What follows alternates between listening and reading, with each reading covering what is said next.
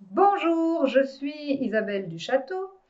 Je suis belge et avec deux amis, nous avons créé la SBL Notre Bon Droit qui a pour objectif de défendre les droits et les intérêts des citoyens et des résidents belges face à la gestion de la Covid-19 et de ses suites.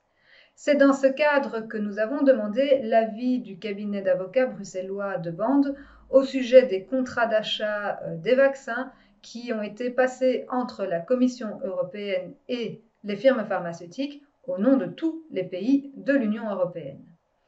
Les trois contrats qui ont été analysés dans cet avis juridique sont ceux d'AstraZeneca, de CureVac et de Sanofi GSK. Ces contrats ont été rédigés en droit belge à la demande des deux parties, à savoir la Commission européenne et les firmes pharmaceutiques, ce qui signifie que ces contrats qui ont été rédigés en droit belge s'appliquent à tous les pays de l'Union européenne. Oui, si ces clauses figurent effectivement dans les contrats, cela signifie alors que les fabricants ne sont pas obligés de garantir l'efficacité des vaccins vendus. Et plus encore, en cas de dommage, la responsabilité ne retomberait pas sur ces fabricants. Arnaud Janssen, avocat, conseiller de l'association. Imaginez que vous achetez une voiture et le vendeur vous dit « je ne vous garantis pas qu'elle roule ». Et si votre voiture roule, je ne suis pas sûr que les freins fonctionnent. Et si malheureusement les freins n'ont pas fonctionné et que vous rentrez dans le décor, eh bien c'est vous qui allez payer. C'est exactement ça qui se passe. Ces allégations concernent les contrats conclus avec trois firmes, AstraZeneca, CureVac et Sanofi. Et à la lumière du droit belge, ils pourraient être jugés illicites. Trois contrats sont accessibles, les autres ne sont pas accessibles. Et que disent-ils? Alors ils disent effectivement qu'il y a une limitation de responsabilité. Ce sont donc les États qui doivent payer s'il y a, par exemple, un vaccin qui cause des soucis, si le vaccin même ne fonctionne pas du tout. Et là, vous dites, ce sont même des contrats nuls parce qu'on ne peut pas vendre un produit qui n'existe pas. On ne peut pas vendre un vaccin qui ne fonctionne pas, sinon ce n'est pas un vaccin. Dans ce cas-là, c'est du dol, pour le dire clairement. C'est du vol, dites-vous. Alors, je ne dis pas que c'est du vol, mais je dis que ça va trop loin. Parce qu'on ne limite pas la responsabilité, on s'exonère. Il est écrit qu'on ne garantit pas l'efficacité des vaccins. Alors, si on vend un vaccin qui n'est pas efficace, ce n'est pas un vaccin. Que vend-on? Et deuxièmement, on s'exonère de toute responsabilité et s'il y a des problèmes, ce seront les États qui payent, c'est-à-dire les contribuables. Les fabricants de vaccins disent effectivement que c'est à la demande de l'Europe qu'ils ont été vite, à la demande de tous les pouvoirs publics dans le monde d'ailleurs, qu'ils ont été vite et que donc c'est logique que ce soit les pouvoirs publics demandeurs qui quelque part assument et qui donc effectivement payent s'il y a des problèmes. Que répondez-vous à ça? Je réponds qu'il est habituel de limiter la responsabilité, il est anormal qu'il n'y ait aucune responsabilité.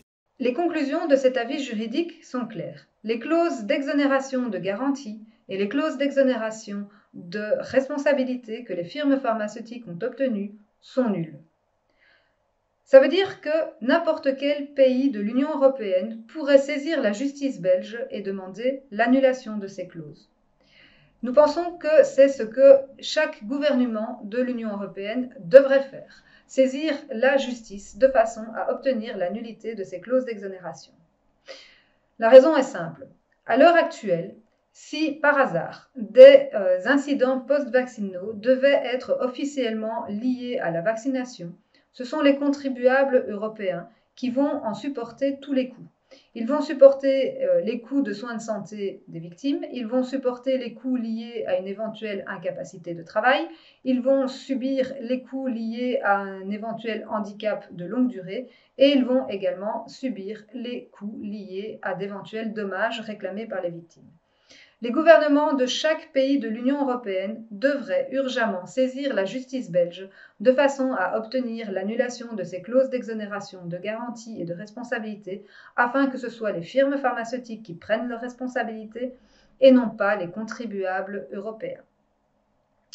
Ça veut dire également que chaque gouvernement de l'Union européenne doit exiger de la part de la Commission européenne qu'elle rende public les trois derniers contrats qui ont été passés avec Pfizer, Moderna et Johnson & Johnson.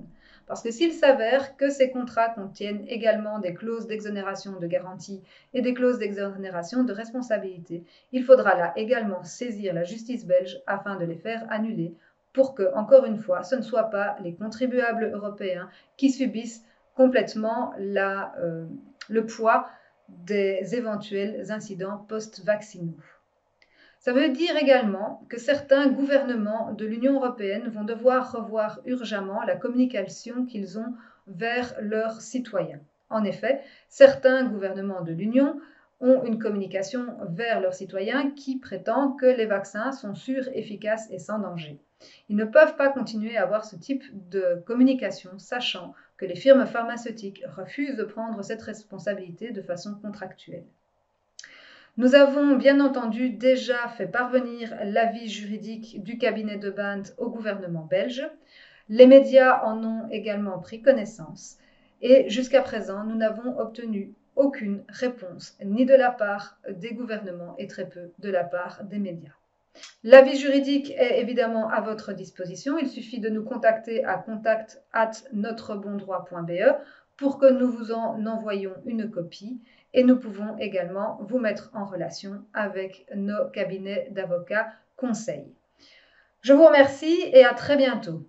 Bon bah maintenant que t'es là, abonne-toi. L'idée c'est que tu loupes rien. Donc clique sur abonner et aussi sur cette cloche à la con pour qu'elle t'avertisse. Bon, je te laisse, je vais dans mon grenier. Et je te dis à bientôt mon ami.